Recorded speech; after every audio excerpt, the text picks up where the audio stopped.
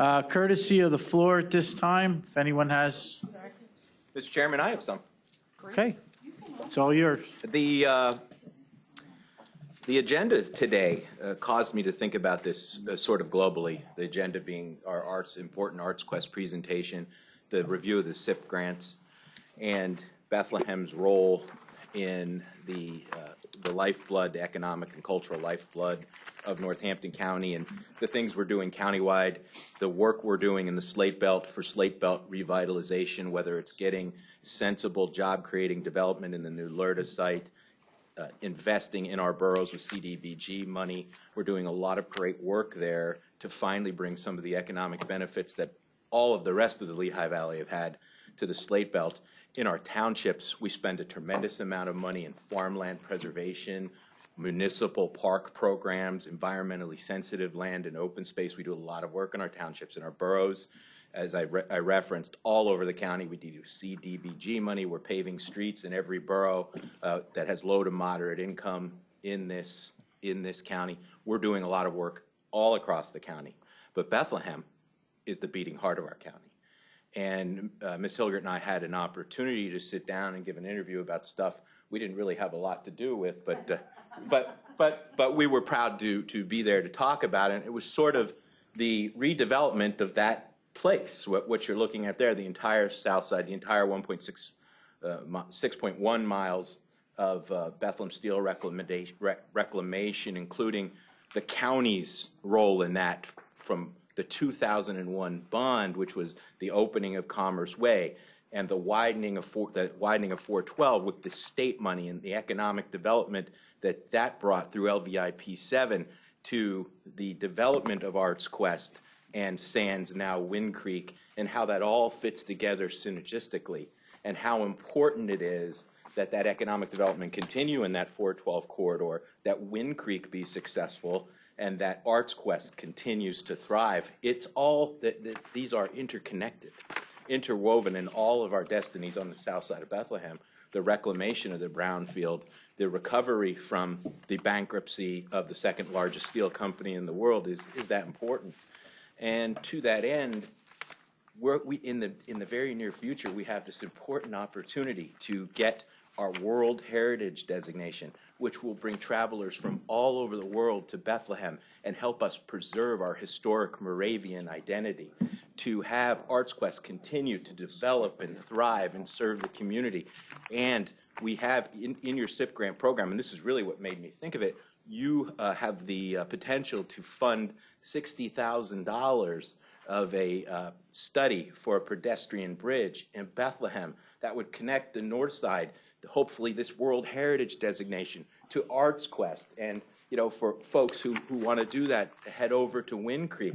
These are potentially game-changing things. So it was this presentation and the SIP program review that led me to want to come and emphasize how important this is to all of us. And with that, I'll sit down. Thank you very much. Thank you.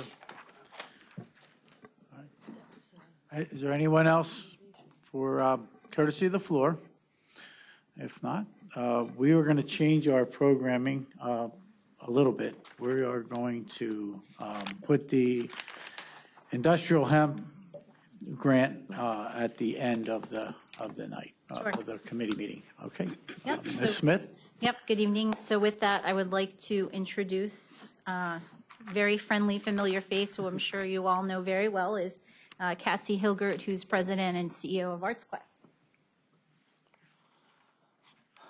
Thank you very much for having me here tonight. It is always a pleasure to present in front of you, and I can't thank County Executive Lamont McClure enough for those kind words. What I want to talk to you about tonight is give you a little history about some of the steel stacks development. We're not going to spend a lot of time on that, but I wanted to ground you in the role that the county played in that, and then more importantly, getting to where we are going next and what we are going to be requesting of the county. Essentially, what we're going to want to do is replicate our success of steel stacks.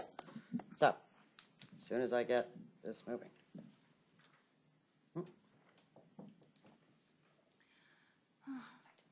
Oh, no. Do the keys, arrow keys. I'm doing the arrow key. She did the arrow key. It's not you, it's us, yes. I thought IT was supposed to be up here. Can we play that speech the IT people gave when we hired him? That's great. I'm used to my IT people saying, user error. It's a good message. Yeah. I can't argue with it. Someday we may want the big cheese to come in again. I can't, maybe sooner rather than later. I think we're on the same page, Mr. Executive. I mean, we have an important presentation. No, absolutely not. Right, always as a backup. We too have an IT department, so we're very aware. of the need for backup. Oh, wait. Thank you. Oh, there we go. Oh, took the magic Tina Smith finger. No raise. It's okay. I like Tina. So it was just There we that? go. Oh, Okay, you're Thank good. you, Tina.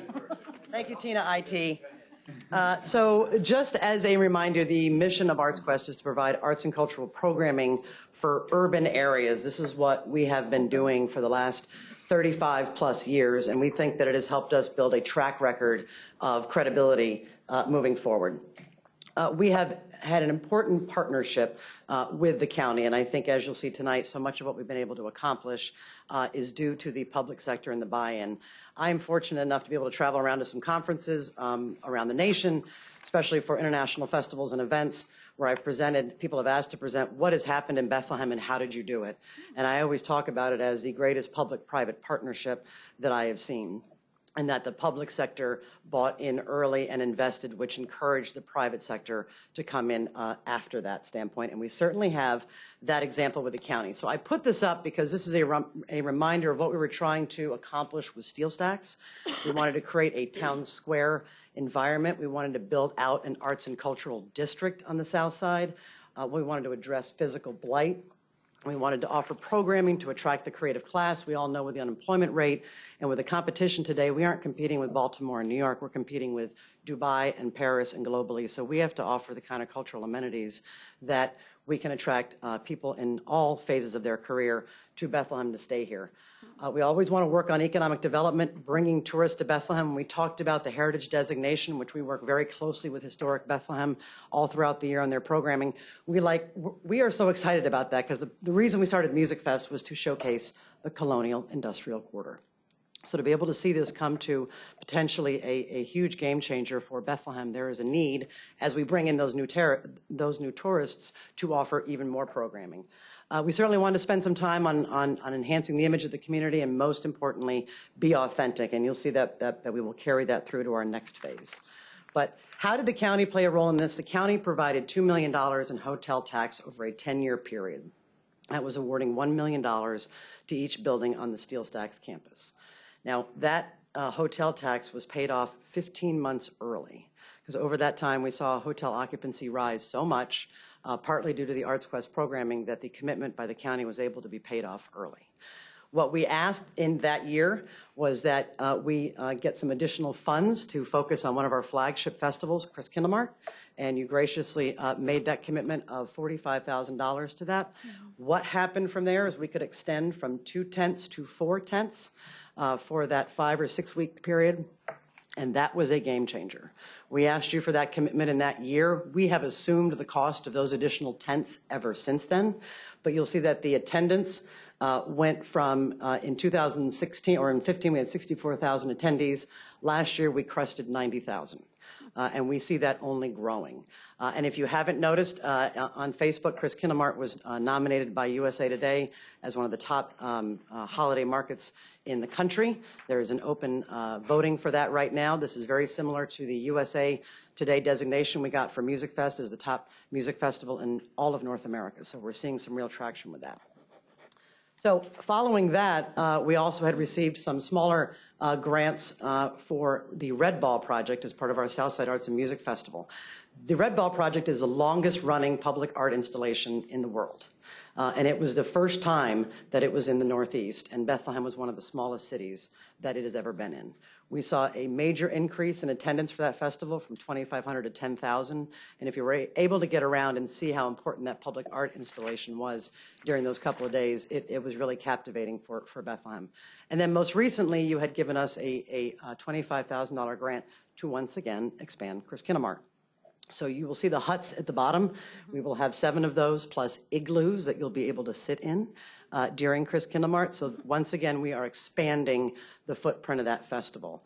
The huts cost a lot more than the $25,000. We always feel that we need to ask for a commitment from the county, but that we should be putting as much skin in the game.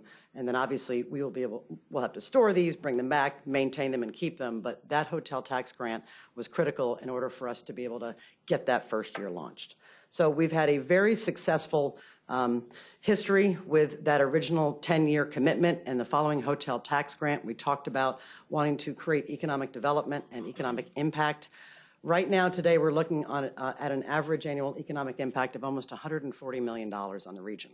Now, I have to explain that because I have to tell you, I had a donor tell me once that they thought we brought in $140 million. In which case, I wouldn't be fundraising. So that is not the case. To clarify, that is in hotel stays, restaurants, what we are renting and buying and using in services to set up our 4,000 programs that we do on an annual basis. We talked about this, one of the Steel Stacks goals was enhancing the image of the community. If you look back over the last couple of years where Bethlehem has been singled out, whether it's in Chris Kindlemart or in Music Fest or in some of the Steel Stacks amenities, you can see some of these here. One of the ones that we point to that we're most excited about is twice in Money Magazine being rated the top place to retire in the Northeast. And when they talked about the reason, one of the reasons why they picked Bethlehem, it was the free access to a lot of the arts and the proximity to Steel Stacks and Music Fest in there. We were excited particularly about the bottom bullet here, and this is something I think we should all be proud of. Steel Stacks has been recognized by the Rudy Bruner Award and the Urban Land Institute for excellence in urban revitalization. These are national third-party groups that travel the country and the world to look for best practices when it comes to urban revitalization. Bethlehem Steel Stacks has won both of those, and there's only 3 cities in the country that have won both. So to ever think I would say the sentence Boston, San Francisco, and Bethlehem in the same sentence, I think speaks a lot to the commitment that was made by the county and what we have been able to follow through since that time. Tourism development, we're seeing 3 maps here. Music Fest 2019, we have to show a global map because we're able to pull from 26 countries today and 45 or 42 states. The Music Fest Cafe, you'll see that we are pulling nationally there. What I've challenged my ticketing team is we clearly have missed 3 states. So we need to go to a ticketing competition in Idaho, Wyoming, and I think it's Iowa is the 3rd. But we're seeing that impact grow, bringing in more people to this area. And Chris Kindlemart, much more of a mid-Atlantic event. We're hoping with our next phase and our next capital campaign that we'll be able to grow that footprint past the mid-Atlantic. But right now we're looking at about 2 million visitors annually. You think you could find room somewhere up there for an aquarium? Oh, goodness. House, please. Just a thought. Mr. Chairman, I object. You are the chairman. So when we talk about tourism growth, this is a big point that we like to hit home. Obviously, hotel tax dollars all around growing tourism. This past August is, I think, a great example of what we try to do on a year-round basis. Hotel occupancy in the entire Lehigh County, Lehigh and Northampton County, hit a record of 86%. Northampton County was at 88%. Again, these are all-time records, getting this from our friends over at Discover Lehigh Valley. The average daily rate there, you're seeing a spike in a particular month throughout the year. The revenue per available room, we see that spike up when we have certain events, and I can tell you that that $98 or that, yeah, $98 is very low. That's an average when you look at some of the hotels in Bethlehem during Music Fest. On certain nights, that can be $300, $400, $500 a night. So that is a great growth there. And I think we saw 11% increase in hotel occupancy this August over last August. So we continue to see tourism growth from your original investment. So that's kind of how we got to where we are, and I want to turn our attention to where we're going to go. And we're launching, we're in the quiet phase of what we're calling the Continue the Quest, Reimagine That capital campaign. And you'll see a lot of the goals up here, and I hope you see that the goals are very similar to what we did with Steel Stacks. They're frankly very similar to what we did when we started Music Fest, and I think that is important. our consistency, our credibility, and our focus on the same thing over time. So we're not tacking to something new, chasing new money, going after sort of the shiny object. We are staying on our path of urban revitalization, tourism, and certainly enhancing the image of the community. So there are 4 elements to this capital campaign. It is an ambitious one. It is $62 million in total. $2 million of that is dedicated to the first floor of the Arts Quest Center. That construction actually started this week. We're going to be revamping the entire first floor. We'll be keeping the cinemas, but building in a full kitchen on the first floor. That part of the campaign is fully funded. We hope to have that open and running by May of next year. Our goal here is we're going to have a smaller stage inside. If you're familiar with the first floor, you'll see the blue curtains and the palette and pour. That's currently where we have our gift shop, and we want to put in a small stage in there. We've seen great progress and success with the outdoor stage on the town square. All of that kind of goes quiet in October when we start to move inside. So if we can continue that and give more opportunities and build that pipeline of artists all the way from October until the weather gets good again, this is a great opportunity for us in there. The endowment and the risk capital, obviously no involvement here from County Council, but the reason why we are putting this number in there is Americans for the Arts suggests that you have a year of your operating budget in an endowment. And we started with a $1 million endowment many years ago as a gift from Linnie Fowler, but didn't do a whole lot with it. It just sort of sat there. We are now bringing it back and folding it into this campaign. We have a board associated with growing that. And then we're also adding into that number, by the way, our one-year annual operating budget is anywhere between $22 and $24 million. And then we're going to also add to that risk capital. And risk capital is very much what you are funding in some of the expansions for Chris Kindlemart and the Red Ball. If we can start to raise those dollars, then we can invest in experimental programming that we see around the globe to be able to bring here. It's the cultural center at $18 million and the redeveloped Turn and Grind that we are seeking county's support for. So on the left, you will see the original Banana Factory, opened back in 1998. And then on the right is what we are proposing in building a new cultural center. We did look at rehabbing and adding a floor or two to the existing Banana Factory. You can see just from the elevation there, the complication in that. While we opened in 98, those buildings were not built in 98. And to bring them up to code would be between $2 and $3 million. To us, that was not something we wanted to invest in because while we all need staircases and elevators, it's not programming. So we wanted to spend more of our time building new programming space. We know there is a need in this community. The South Side is changing. Visual arts is outgrown its space in the Banana Factory, and we've got a real opportunity to create an arts district, right? So we've got Zollner, we've got Steel Stacks, we've got Banana Factory as sort of anchors. We need to start connecting the two campuses. So we've come up with a new design that will build a new 3-story building where the parking lot is right now, affectionately next to what we call the tank farm. And then that will connect over to the existing Theoritas building, the brick building. That will be maintained, and the Crayola Gallery will also be maintained. Let me talk a little bit about what's going to happen inside that building. So the first floor is going to be all makerspace. The South Side is becoming an innovation hub and a zone. Whether you're looking at Orashore or the Fab Lab, there's a lot of bubbling entrepreneurial activity on that side. We see an opportunity here for artists and the community to have access to this makerspace. Entrepreneurs are the same as artists. They solve problems. They need access to equipment, to prototypes, to testing things before they can go raise money to be able to invest in it. So this maker space would be a space for the community, for entrepreneurs, for artists to be able to have access to equipment like welding, 3D printers, to be able to get them all together in one open space. We love that concept of how we affectionately refer to it as the collision of creativity.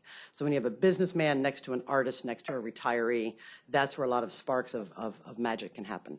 Some of the new programming that we're looking there for when we open this is on third Thursdays, focusing on makers. So to be able to bring in guest speakers and others, training on the equipment there, we think that's got a lot of traction. We're looking at crafter and artisan fairs held quarterly. There's a great opportunity for a digital imaging festival. Harrisburg does something like this, and you see it a lot in European cities where they do project mapping on the sides of buildings. And that is something that we think we can take advantage of. We've got some great instructors at Northampton Community College that actually instruct that and teach that. If we can bring in those type of artists from all across the Mid-Atlantic to be able to have a quarterly competition, if you will, to be able to showcase on buildings all around the South Side and Bethlehem, we think has a lot of opportunity. The Glass Studio right now is completely out of space. You can rent the floor there. Glass studios, frankly, all up and down the East Coast are closing. They're extraordinarily expensive to operate. While natural gas is not expensive necessarily, we are running ours 355 days a year. So when you run it at about 3,000 degrees, our utility bills are fairly high, to say the least. So what's happening with those closing is we're getting more people coming to the banana factory because they seek out this discipline. So for us to be able to expand that and to be able to attract some international artists, our vision for this new cultural center is to elevate the visual arts the way we've been able to elevate the performing arts with Music Fest and the Music Fest Cafe. We want to bring in national and international artists to have residence and be in our city for an extended period of time so they can work with Lehigh University, the school district, and the community and others. The Banana Factory and the new Cultural Center has a great opportunity to be a new extension and expansion of Music Fest. Certainly, we're most excited about that because it has a roof, and we've had some challenges with that over the last couple of years. But where it sits strategically between the north and south side gives us some breathing room to be able to continue to expand and grow that festival. And then we're looking at things like second Sundays to bring in families, to be able to experiment with the Glass Studio, introduce kids to this discipline. If you've never done it, this is a science-based art form. There is a lot of physics involved with glass blowing, so there are certainly STEAM opportunities there. Probably one of the things we're most excited about putting in here is a new year-round 125-seat comedy theater. Comedy theaters are certainly big with both millennials and boomers. I'm most excited here. The comedy that we have right now, the programming we have at Steel Stacks, is growing, but it doesn't have a home, so we can't offer it on a consistent basis. And also my gripe is we offer it at 10:30, and I'm asleep. So in this new space, we can have a dedicated year-round comedy theater for Thursday, Friday, Saturday nights, but more importantly, throughout the week, we can offer and expand on our improv comedy classes. This is a sector that we're seeing grow with businesses. They are sending employees to improv comedy classes, because if you have to stand up in front of a crowd and be given one word and talk for 20 minutes, it's quite a skill. So we're also doing this with Bethlehem Area School District students as a way to get them used to public speaking and being uncomfortable thinking on their feet. We've had a lot of national and international comedians come through the campus, and we think having a dedicated home, just like you have with a music festival or a cafe, you become known as a magnet, and you can attract more of these over time. Artist studios, we need to expand these. We have a waiting list for these. We have about 28 of them right now. We offer them all at below market value from a rent standpoint, so we'd like to expand those by 25%. Some of the artist studios that we're looking at including is a new visiting artist studio. And again, these are bringing in national and international artists to have a 30 or 60-day residence here in Bethlehem to get in and around the community and to work with the community on new public murals. Speaking of public murals, we think it's a great opportunity with this new building to have a mural arts festival. With what's happened on the Greenway, there's some great new public art that is being installed there. We think, and I think we've put in about 3 or 4 public murals, installed them over the last couple of years. The Southside Arts District is really starting to see a pop, and as we can continue to grow that, if you've ever followed the Philadelphia mural program down there and what a tourist draw that is, we see South Bethlehem and certainly the north side of Bethlehem as having that opportunity as well. Educational opportunities. So we're talking a lot about tourism, and we're talking a lot about economic development, but there's a lot of educational programming in this building. Specifically, we're working with Bethlehem Area School District right now to make the new cultural center the partner for the capstone project for the students in the communications pathway. So right now there is no partnership for the communications pathway students. For instance, life science students get to go to St. Luke's, and they get to work within the St. Luke's system in their junior and senior year, so they get real-world experience. They don't have that kind of a partner in communications pathway, and we are working with the Bethlehem Area School District to become that. So we're going to have a social media lab in the Cultural Center where these students can come in and they can create a blog, a vlog, a podcast, whatever they want to. Most importantly, they get full access to our programming and our artists year-round. So if they want to learn to create a blog, you can do it about Music Fest, Chris Kinlemart, Oktoberfest, Southside Arts and Music Festival. You want to try to interview artists in the Music Fest Cafe, they are going to be our in-house media lab. So it's an exciting real-world opportunity for them. On the second floor of this building, we're going to offer the Valley's first pre-K art school. So this is, we think, an important step for the South Side. We're looking at about 30 students in there. This will be a week-long pre-K art school, and we are raising money in addition with this campaign for the art school for scholarships. It is important to us that we have families from the neighborhood who have access to the same programming that those who can afford the tuition.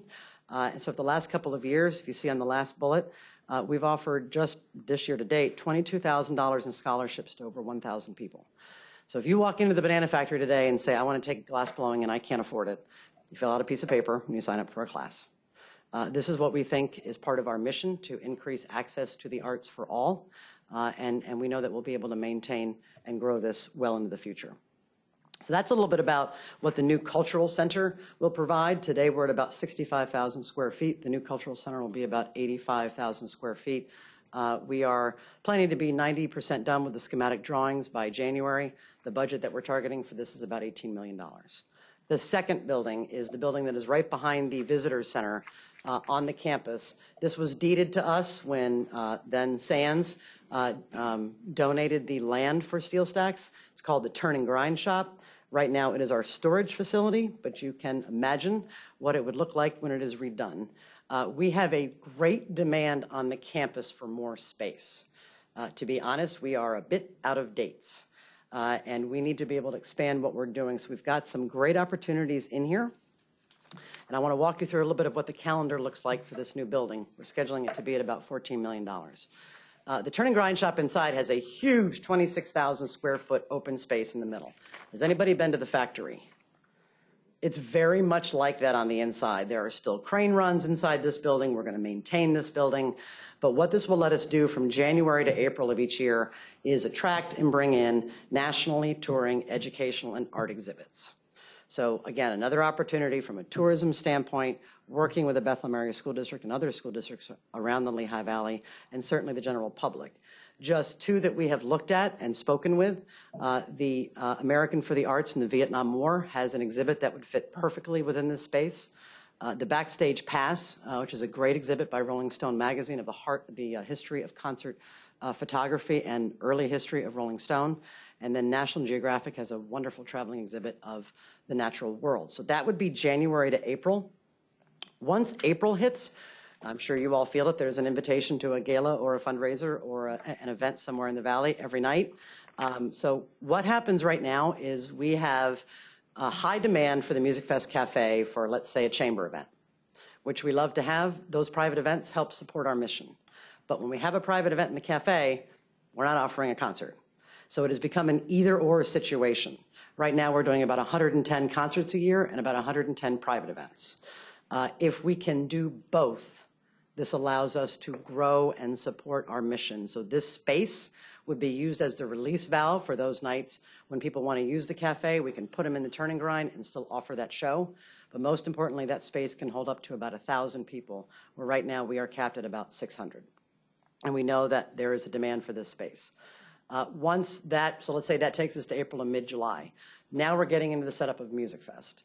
Each year, for the backstage of the main stage, we have to build a temporary kitchen. We have to bring in trailers for the artists. We have no showers, embarrassingly enough. You don't want to tell Jerry Seinfeld you don't have showers. But there's a lot of infrastructure that we build each year for Music Fest to the tune of about $200,000 to $300,000.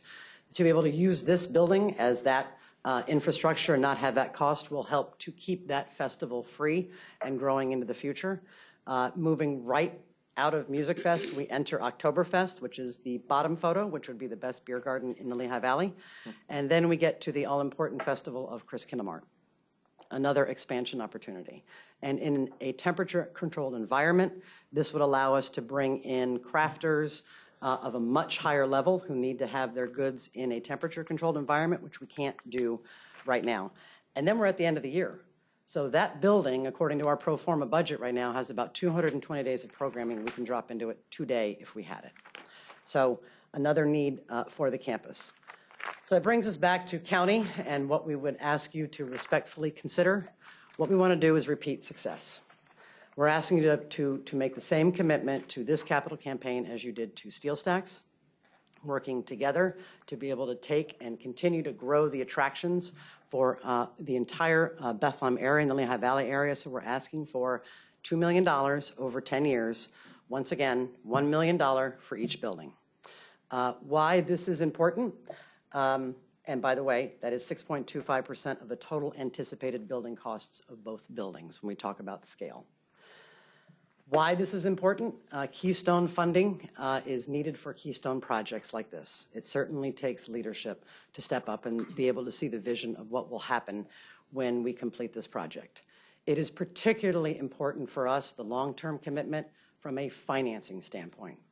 I cannot stress the importance for Steel Stacks that we were able to go to the banks and say that we have a commitment of this term for us to be able to go leverage private sector dollars and financing. It's exactly what we did with Steel Stacks.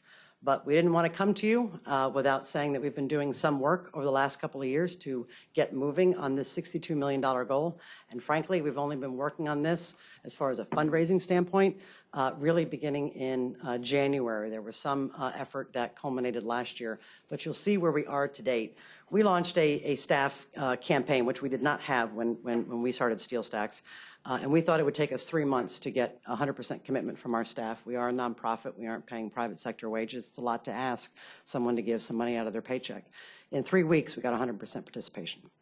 So for that, it was very encouraging. We've been able to get a $5 million anonymous donation for our endowment from one individual. It's the largest gift in our history. We've received 2 $1 million anonymous donations also for our endowment. So some great progress is being made there. And then you'll see some of the other ones, $300,000 from 2 individuals, $1.5 million from our board and other individuals to date. We do have a long-term commitment of $5 million over 20 years from the state. Additional state support for about $200,000. And just in our initial conversations with corporate and foundations in the area, we're a little over $450,000. And I mentioned the first floor is already fully funded at $2 million. So we're a little over $18.6 million towards our $6 million goal. So we felt it was important to show you that we've got traction, we've got momentum, but we really need to have that county support. What we're hoping for is for 2019 and 2020 that we're able to get the public sector commitment, all of our board members, staff, major corporations, and individuals to commit in 2019 and 2020 to have that first floor complete. And then our goal, based on fundraising, is to be able to break ground for the Cultural Center in 2021 or 2022. It's about a 14-month construction period. And then for the Turn and Grind 2022 to 2024. So again, we've got wonderful state support. We are working with the city on their support. And our request to you is that you would consider making a Keystone investment and a Keystone project to continue our success. And with that, I thank you for your attention. You'll see here the support of the community of what we have been able to do to date. While it is ArtsQuest programming, it is truly the community that has made all of this happen. And I think you may have heard from a couple of our corporate sponsors over the last couple of weeks about their impressions of this campaign and certainly encouraging your support. So thank you very much for letting me have the floor for this long. Thank you. Does anyone have any questions? Please. Well, Russ, I want to thank you to come and actually hope that it's on the agenda to support this before the end of the year, because I would love to support it before I'm off on council, because I think this is one of the good projects. I genuinely believe that spreading the money around, but I mean, I really think ArtsQuest is a real anchor to the, drawing people into the county for everything else the county has. So I'd be eager to support. Thank you. And we were hopeful that this amount, while it is a significant amount, still allows for flexibility that other projects we know will be coming and should be funded. It should never be all in for one project. We need to remain flexible. Thank you for that. Anyone else?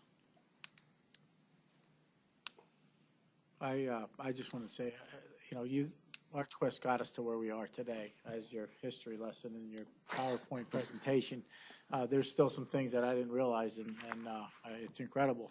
It just seems like everything that you guys do, it turns to gold. I mean, it really does. I mean, it's a good center point, focal point for the county. I can't underestimate and can't overstate how important it is. We can't do that without you all. And being in where you have been at the beginning every time is what has been this recipe for success. Mr. Lott?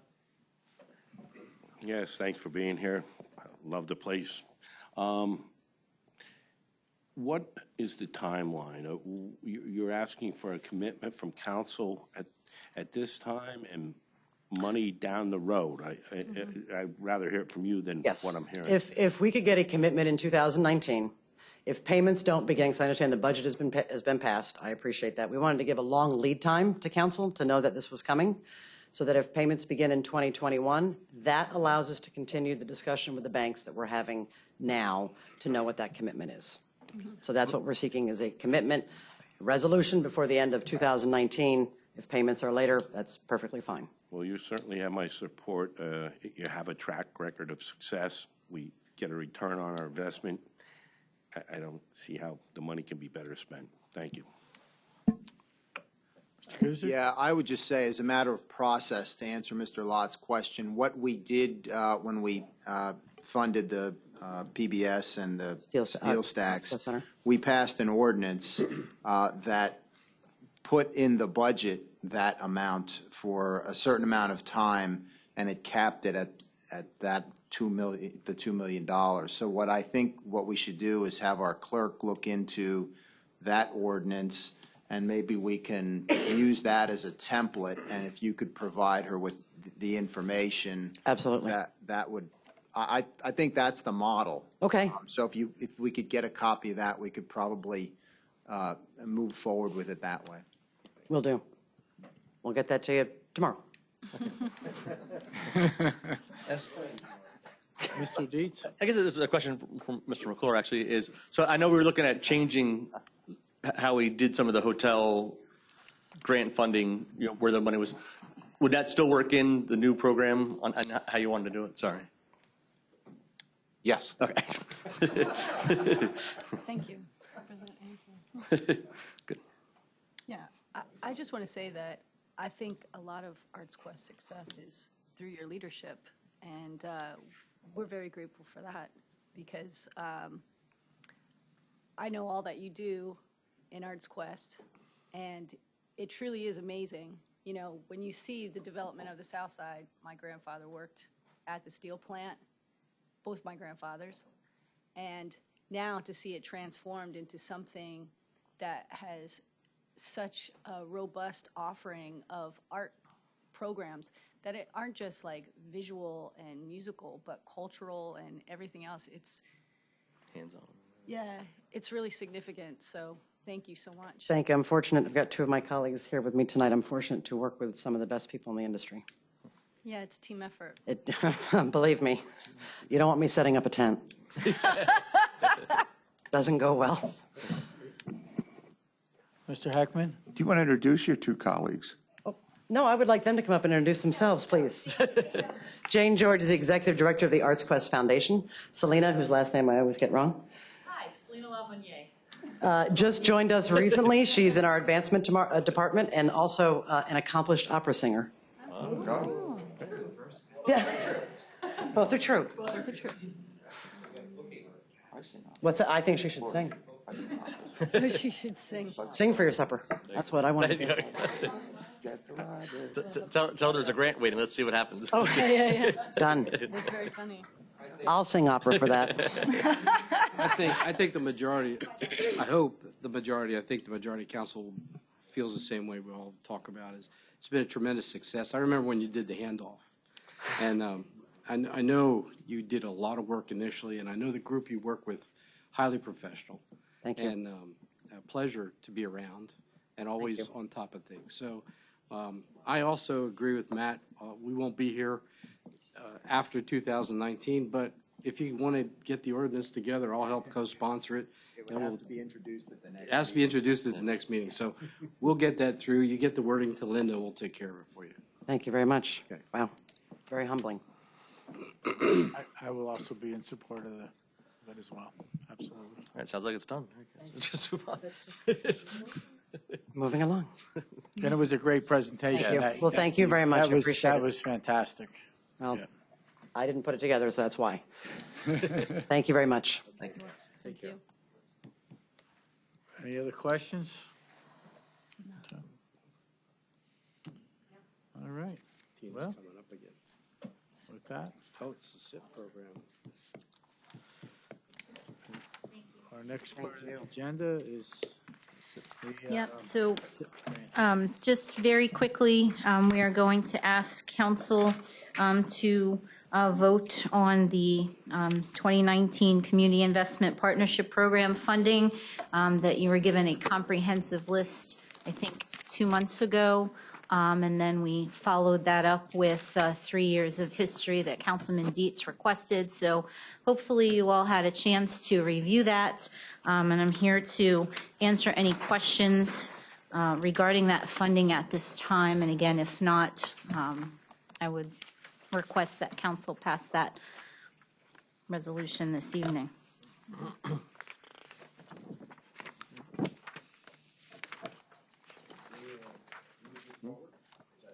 oh, yeah, I would like to, yeah, I was just going to give everybody a chance to take a peek at it, or, yeah, oh, yeah.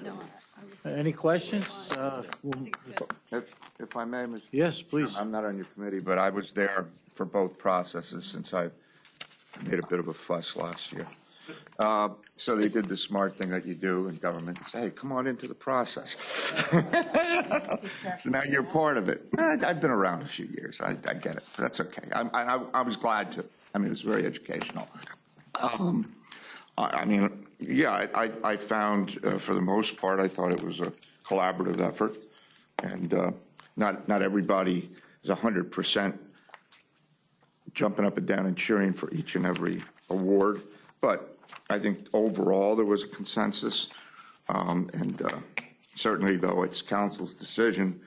And it's not going to hurt my feelings if somebody says they got to change up numbers or something, because that's, I sat on a committee, but it's a councilmanic action. And, you know, I mean, so I was, for the most part, yeah, I thought it was a good use of the funds.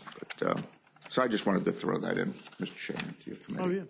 Well, I also would like to comment on, you know, they spread the money around again as they did last year. And I mean, for the most part, everybody pretty much got 30 to 40% of their ask. I mean, on an average, I'm not, don't hold me that number, but it was pretty close, except for there was like 1 or 2 or 3 maybe that were fully or close to fully funded.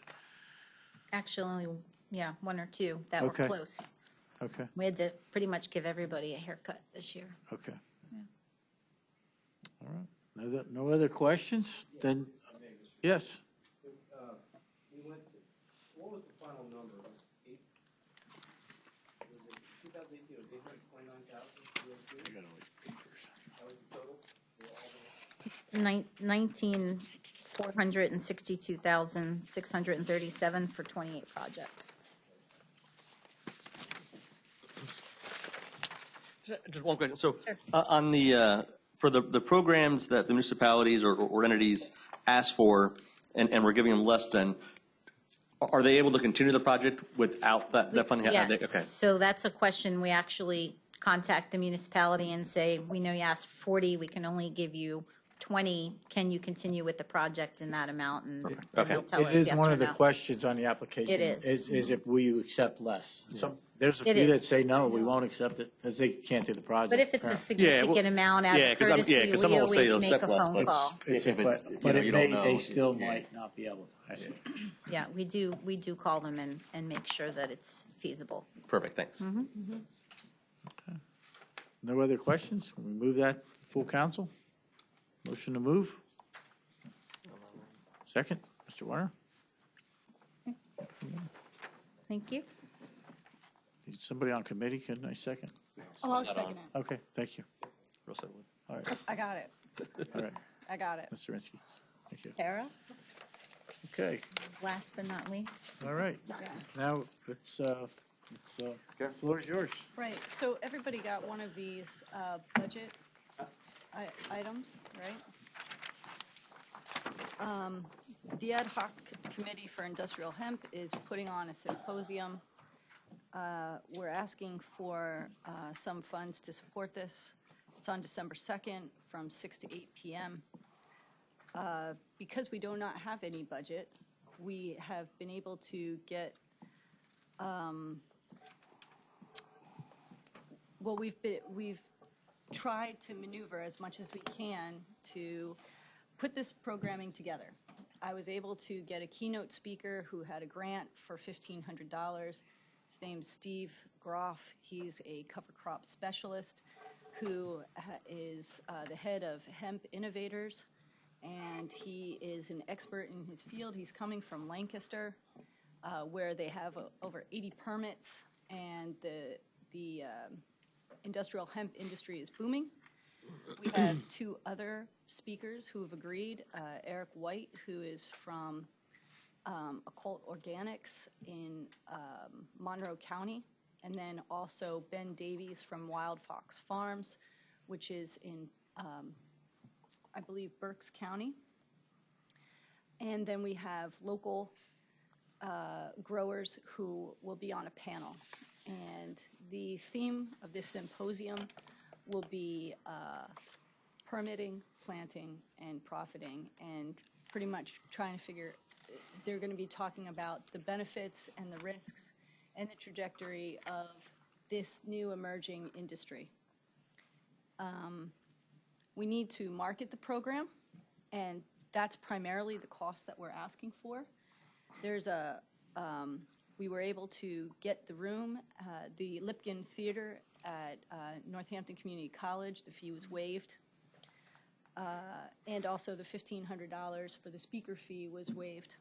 What we're asking for is basically a match in funds to provide modest, like coffee, tea, cookies kind of thing for guests, and also to be able to promote the program and to create a program to hand out at the event. So listing all the speakers and a little bio and how to contact them. And then also any information that we've gathered so that farmers have a means to, or resources that they can look up after the event. So this is the budget. I'm asking that this come out of the contingency fund. And that's all I have. I mean, I guess the question I was asked was, if I may, Go ahead. Sure. who are we giving the 1,500 to specifically? Well, definitely the one would be Northampton Community College, the hospitality department for $472. And then we have a marketing person that we work with here. Tina, if you could speak to that, that would be awesome. Yeah, I had suggested to Tara, though, if council wants RFPs, I can assist with that. She's referring to Phenomenal Events, who was the local company who we worked with to put the county festival together. Mm-hmm. Yeah, in fairness, Kara asked me about it, and I said the only concern is exactly, I wasn't clear on who was getting the money. I mean, usually we get a tax exempt number, or and I was confused because council generally just doesn't give money to somebody without a direct line. So, I mean, I'm not opposed to you doing this thing, but I was confused as to where the money, I mean, the budget, I see the budget, and I guess you don't have $1,500 at the end of the year in your budget? I did ask her. I do not, because All our right. budget has already. I'll take that on face value, but Our budget has already I've done been budgets. passed. No, I get it. I get it. So you want council to pay for it. For me, it was, I mean, it's not a lot of money.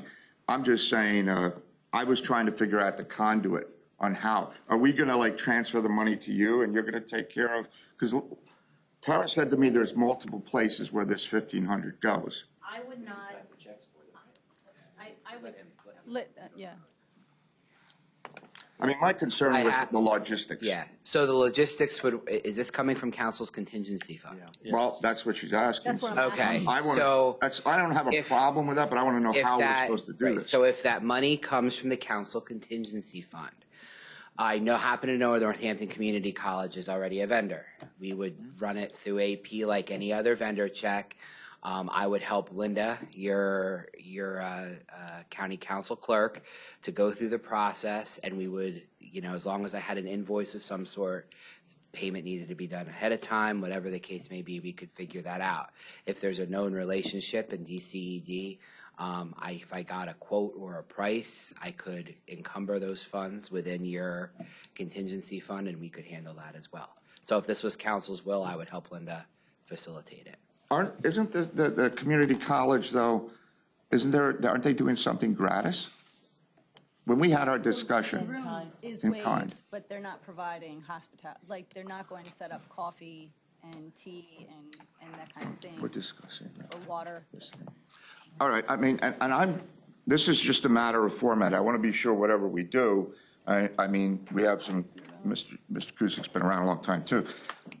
When we write checks out, though, we have to go down certain lines when we hand out checks, as you know. And that was my only concern, because when I talked to Tara, I was mainly concerned with why we need 1,500 to go to do this. That's a whole other political question I'm not going to get into. I think any department could probably do this, but fine. Tara's asking. If we do it, I just want to know how we do it so that there's no problems. I will, if it's council's will to spend $1,500 on its contingency fund in this way, we have the community college we know of. We're looking for the event planner part for $1,500. We will make sure both of those are vendors of the county. We can make that work. So they'll get the checks, They will. and then they're going to do whatever they do behind the scenes. Correct. Huh? Good. I mean, I'm sorry, I'm not sure. I just had to get that straight in my head, because when Tara and I talked, I wasn't clear. Well, the ultimate goal of what I believe Tara is trying to accomplish is save farms, which is open space. And God knows that this council, in this county has been working hard to do that. I would think there'd be somewhere else we could get it other than council, but if that's what we're up against right now, I certainly will support. Yeah, it's the end of the year. I understand that. And so I think if we save one farm out there, if we get one farm to start growing hemp out there, and I hope it turns into much more, but I think it would be a good investment. Well, there's actually Thank you. 5 permits that were issued this year in Northampton County. There were 6 permits issued in Lehigh County. And so this is a regional goal. Like, it's an emerging crop throughout Pennsylvania. And I just want to say, at the Farmland Preservation meeting the other day, farmland voted and agreed to add industrial hemp, or hemp, as a unique agricultural product to their application. So it's part of their preservation now, that you can grow hemp on a preserved property, preserved by the county. And so they seem to be supportive of it. I know that this initiative in Pennsylvania, since the Farm Bill was passed legalizing growing industrial hemp, that the state of Pennsylvania has really tried hard to market it. I did go to the industrial hemp summit in Lancaster, which is how I met a lot of individuals and most of our speakers. I've gone to a lot of different farms over the summer and in the fall, and I've spent a lot of my own time just trying to research this, because I think this is a great opportunity for farmers in this county. There's not that many times when a new crop comes online. You don't get like new tomatoes or new pumpkins. When people started growing Christmas trees for Christmas, that was it. But now the market's sort of saturated. So to have an emerging crop come online and have this opportunity for farmers, they might not be successful in the first year or the second year, but this is a booming opportunity. There's 85,000 different products that could be made out of industrial hemp. We have open warehouses and manufacturing facilities that can be repurposed to manufacture the products for industrial hemp, textiles, bioplastics, anything. And so I think we have to try. And if we can help educate farmers about this product and potentially lure in manufacturers, this would be an opportunity for especially the Slate Belt. And that's what I'm looking to do. And, you know, beyond that, there is that idea that farmers are having a really tough time now. They want to keep their farms. They want to keep their small farms. And this is an opportunity. I mean, the one farm that I went to, they're growing on 5 acres, 10 acres, a crop. And they might not be rolling in it, but the CBD industry has allowed small growers to make a lot of money. So this is an opportunity to explore and to potentially grow this area of agriculture in Northampton County and give farmers an opportunity to seek a different crop if they want to. I think this is a good educational program. I think one of the suggestions I would make was the woman who was here that gave that presentation to us back. Yeah, Crystal Snyder. She was excellent. If she were there, it'd be worth the speaker. price of admission. She's really good. So. Well, she's going to be one of the speakers on permitting. So that's another thing that we would like to do is to, you know, educate farmers about how they can obtain this permit and what's the process. It's not that difficult. And after going to the Hemp Summit, I mean, there's a lot of opportunities. There are some inherent risks in going for a new crop, but the potential is there for a whole new industry to grow. Mr. Dietz?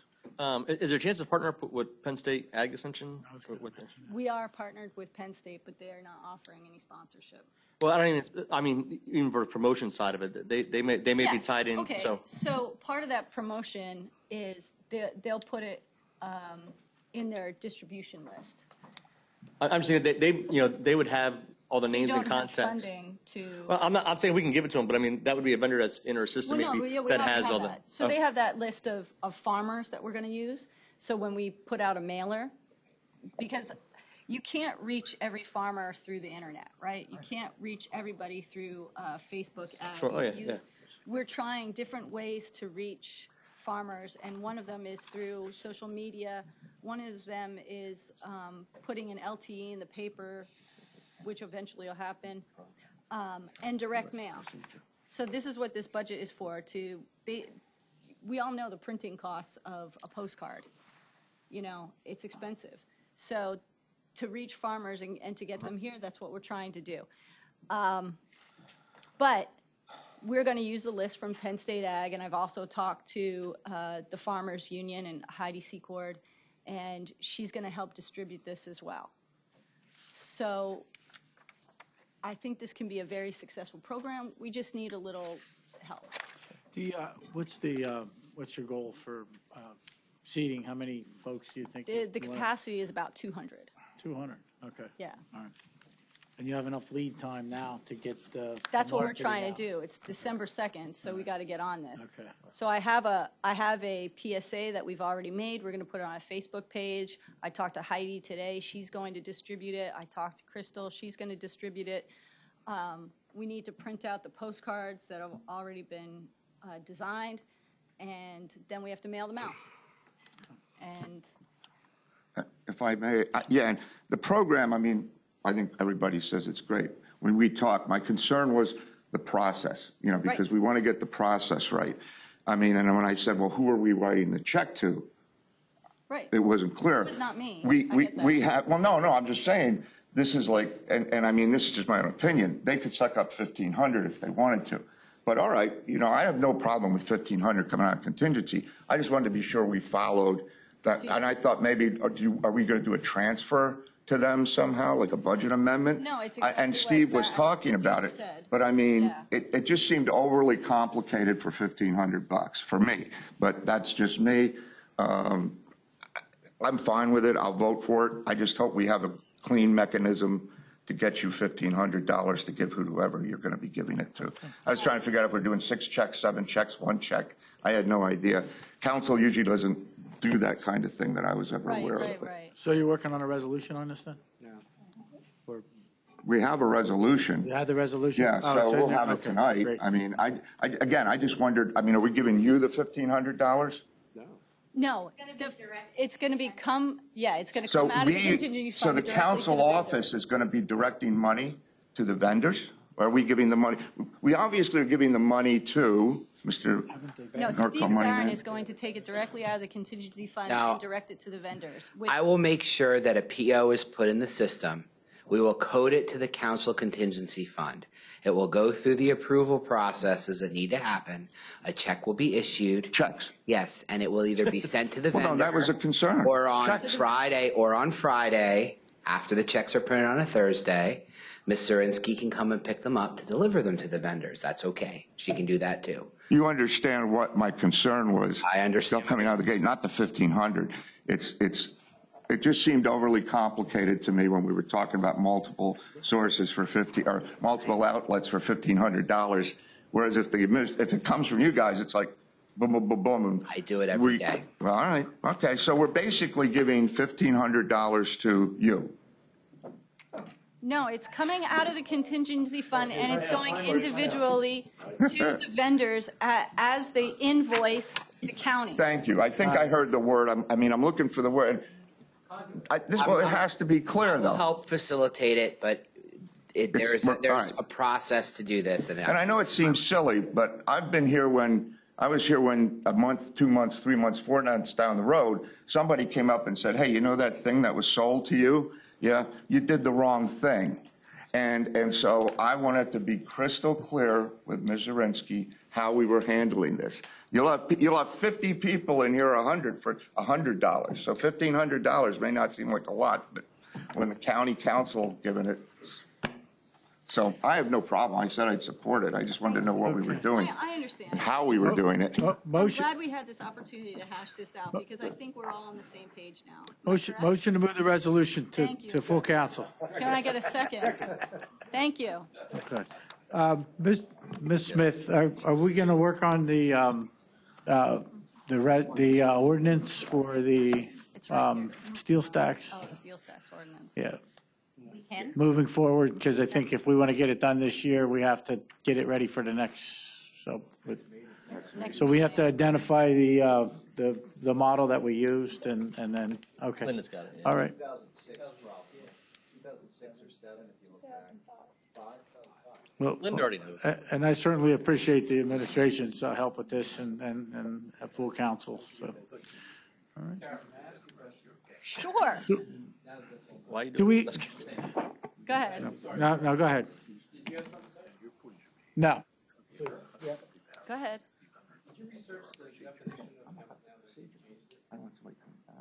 Industrial hemp.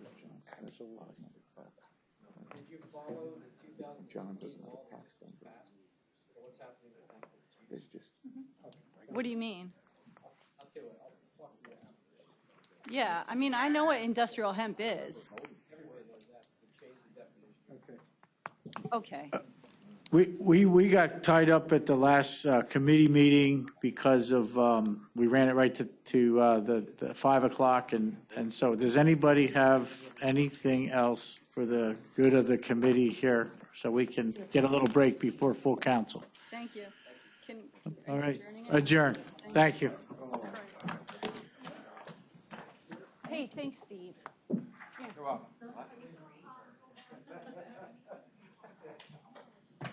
Yeah.